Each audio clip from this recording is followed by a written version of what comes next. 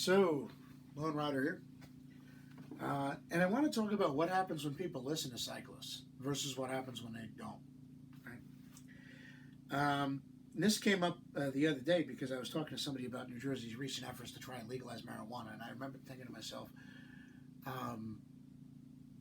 the first thing that occurred to me was, aside from perhaps this is a cynical ploy to get the public so stoned out of their mind they can't question what the government's doing, that and maybe the government's just thinking, oh, I'll cash in on all the tax revenue from legal weed sales. First thing that occurred to me, aside from that, was what about road safety, right? I mean, when I'm riding my bike or even if I'm driving my car or crossing the street, do I have to worry about an increased number of people who are high behind the wheel? Right? And the reason I'm asking this is because obviously nobody's addressed it. Right? They've never talked about, well, what are the standards going to be? How much you can have in your system? How long it takes to process? How long you have to wait before you drive?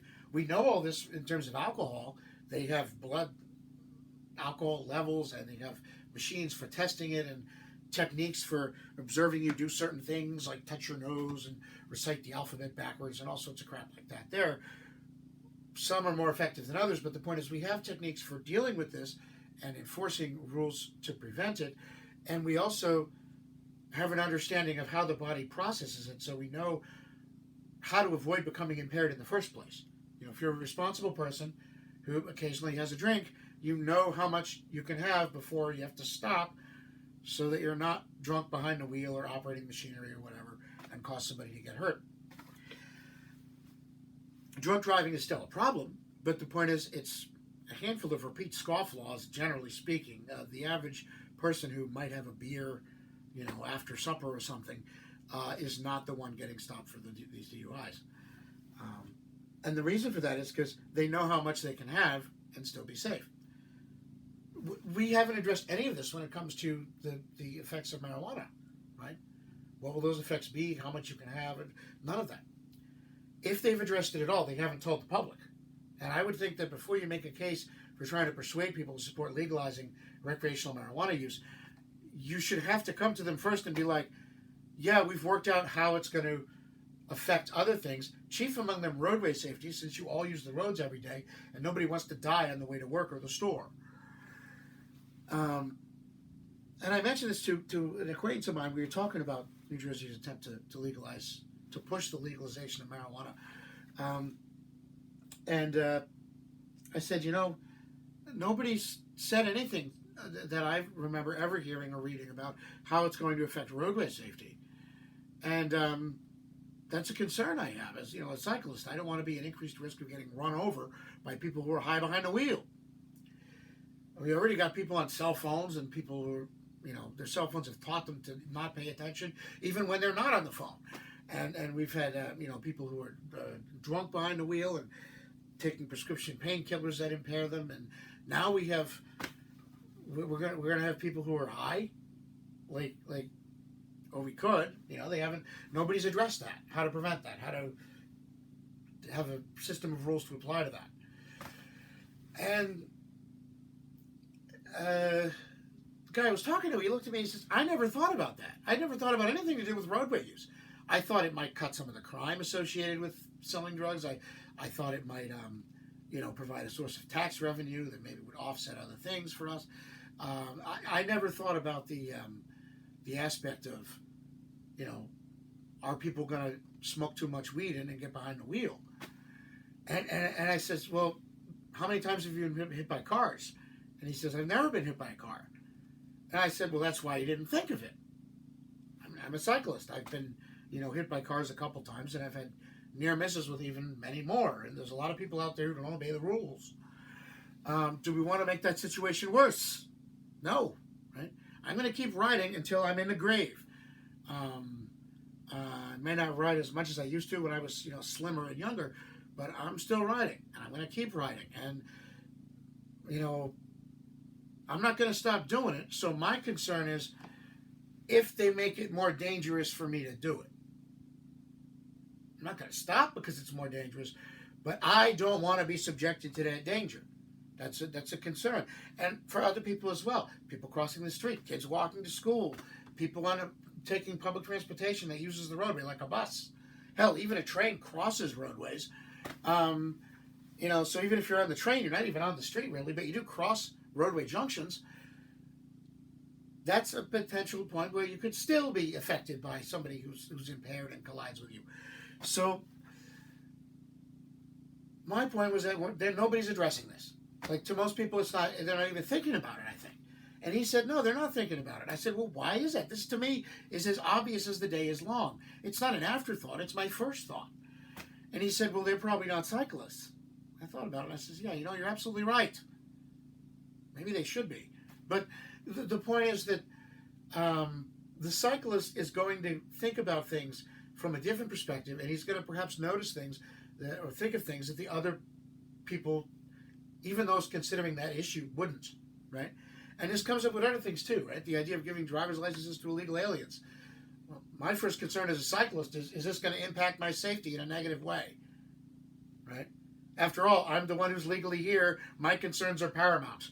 And I don't want to be at an increased risk of being run over just because you want to make it easier for, people who are breaking the rules. Roadway maintenance, dangerous intersections. A lot of people think that, for example, putting a traffic light or a stop sign here or there will make the road safer because everybody's going to be going slower in traffic. Well, if you're talking about in terms of if a car hits another car, if they're going slower, yeah, it's safer. But not everybody's in a car, dude. And honestly, I'd rather have a car blow by me doing 40 miles an hour and be gone than be stuck riding through a maze of slowly moving and shifting metal obstacles called cars, right? So if your so-called safety solution is actually going to create more congestion and more traffic, it may be moving slower, but to me it's actually more dangerous. I don't want that.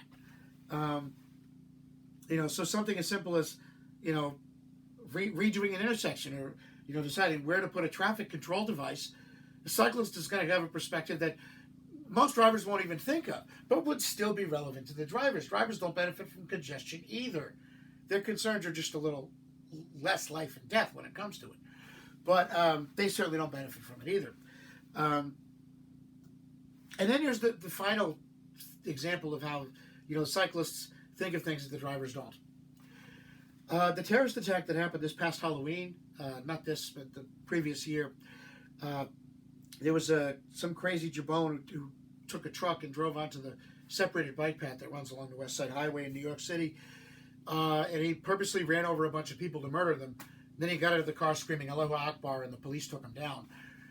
But a lot of Americans were shocked by this. I was too. But I wasn't shocked when I heard where it occurred. Why? Well, as a cyclist, I was well aware that there had been several incidents where people, not terrorists, but just careless or reckless drivers, had inadvertently driven onto the bike path and run people down and killed them.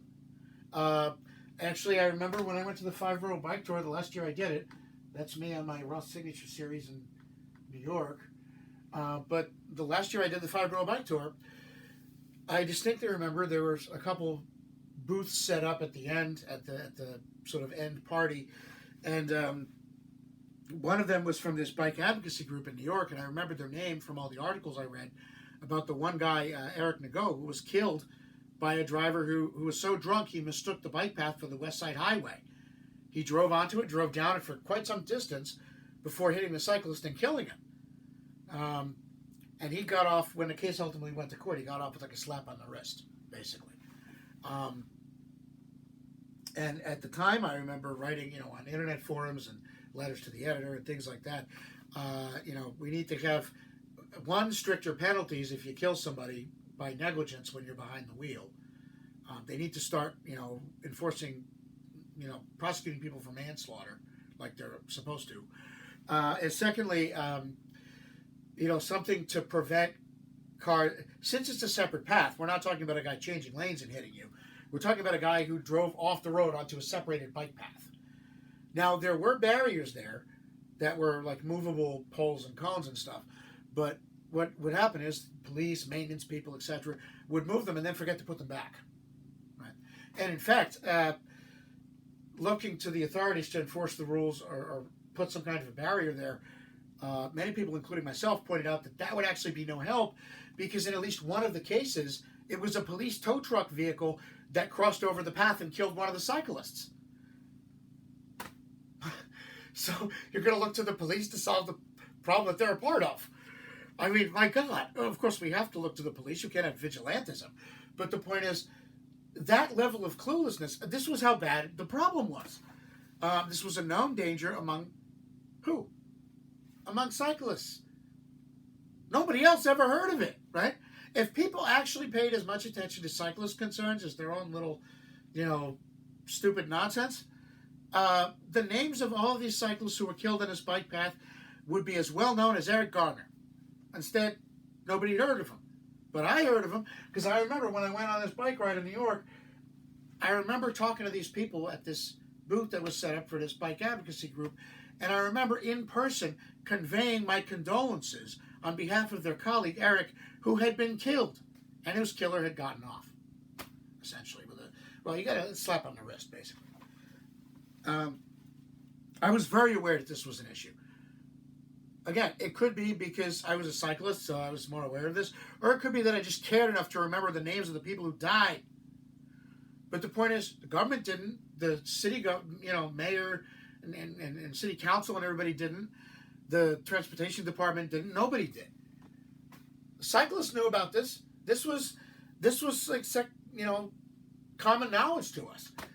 To everybody else, the idea that there was a problem with cars driving onto this path, or that it was even possible, nobody had ever heard of this before, except for the cyclists. When the terrorist attack happened, I was as shocked as everybody. And I was as sad as everybody, and I was as angry as everybody. Maybe even more so. Because to me, getting hit by a car is not an abstract concern. Been there, done that, got the t-shirt, okay? And being, it wasn't just fellow Americans, but in particular fellow cyclists, some of them anyway, that struck very close to home. And I was very saddened by this terrorist attack, and I was very angry. But I wasn't just angry with the terrorist. I was also angry with the fact that people from myself here in New Jersey to other people actually in New York had been writing and talking about this and, telling anybody who would listen for years and years and years that this was a problem with cars being able to go onto the path and actually kill people. That it had happened at least 3 times already. And the government did nothing until there's a terrorist attack, and then what did they do? The first thing they did, aside from arrest the terrorist, is put these big concrete things in place. Ironically, the barriers they chose to put there were the most visually impressive, and they looked the biggest and most imposing in the photographs that were put in the newspaper, but they were probably the least practical. They actually narrowed the opening so much that they almost rendered the path dangerous to use by its intended users, cyclists.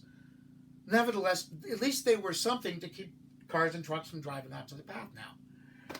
But the thing is, if people had listened to the concerns of the cyclist, when those concerns were a reckless driver or a drunk driver, addressing those concerns, ironically, would have made it possible to prevent this terrorist attack from taking place. Why? Well, an obstacle that physically prevents a motor vehicle from crossing onto the path will prevent the motor vehicle from crossing onto the path, whether that crossing is due to negligence or recklessness, or whether it's due to a deliberate attempt to hurt people, i.e. terrorism. So I was upset about the rampage, but I was also upset about the government negligence that essentially enabled it. And everybody afterwards was all shocked and, oh my God, I can't believe this happened. I was like, on one hand, I can't believe it happened too, but on the other hand, if it was going to happen, I totally understand why it happened there, because this was a known problem for years. Like, all these people that are shocked, oh my God, a car can drive onto that path and kill people? Yeah, where have you been for the last 3 or 4 people that died? Well, they were cyclists, so nobody listened, right? We have a control group in terms of what happened in Times Square. There was a crazy man drove his car into a crowd up on the sidewalk in Times Square, much more recently than some of these earlier deaths of cyclists on the West Side Highway from cars. And in that particular instance, all it took was that one incident for the government to immediately put immovable barriers there that would prevent cars from driving up and doing the same thing. But then again, there were two differences about this. One, this was in the middle of Times Square, so it received a little bit more newspaper coverage. And two, the people that were killed weren't cyclists. They were pedestrians, right? I get the feeling that if it had been a cyclist that was killed, that you would have had the same reaction as you had before, which was not a zip, zilch, nothing. And the tragedy of that isn't just that it's as if the cyclists' lives are, like second-class lives. It doesn't matter when they get killed to the authorities. It's that if people had listened to the concerns of the cyclists, measures that would have been put in place to address those concerns of cars accidentally or negligently or recklessly going onto the path, those same measures put in place to address those concerns would have also deterred and physically prevented this terrorist from killing people, right? It wouldn't have just prevented future, accidental or negligent killings, reckless killings. It would have prevented the Halloween terror rampage. The terrorist might still have done something. He might have tried to, get a gun and shoot people or build a bomb or poison the food in Wendy's or something. But the point is, he wouldn't have been able to do what he did do, which killed a whole bunch of people. Those people would still be alive. I think we could all benefit from that. Certainly they would. I don't know who would complain about there having been one less terrorist attack, except for maybe the terrorist, right? So here's the thing. Cyclists have a unique perspective. Ignore it at your own peril. Whether you're talking about, the risks to roadway safety of legalizing drugs or giving driver's licenses to illegal aliens, whether you're talking about roadway maintenance, redesigning an intersection, where to put a traffic control device and what kind, the risks of creating, via doing that, car congestion, or whether it's something as simple, as a roadway that's vulnerable to cars driving off of it and onto a separate recreational path.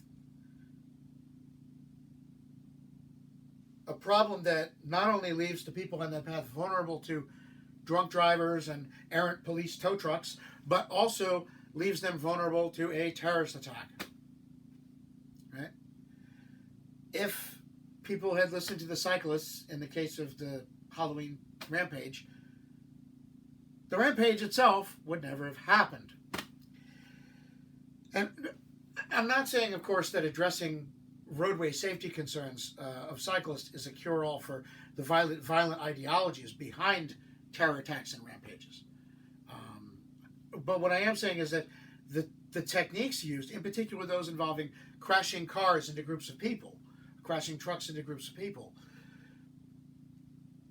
those techniques would be vulnerable to the same safety measures put in place to prevent an accidental entry of a car onto that path or a negligent entry of a car onto that path. In other words, the cyclists, although they didn't know it, were giving everybody pointers on how to prevent terrorism. They thought they were just addressing the concern of the drunk driver or the errant driver, but they were actually also, perhaps unwittingly, suggesting a solution that could have prevented this terror attack.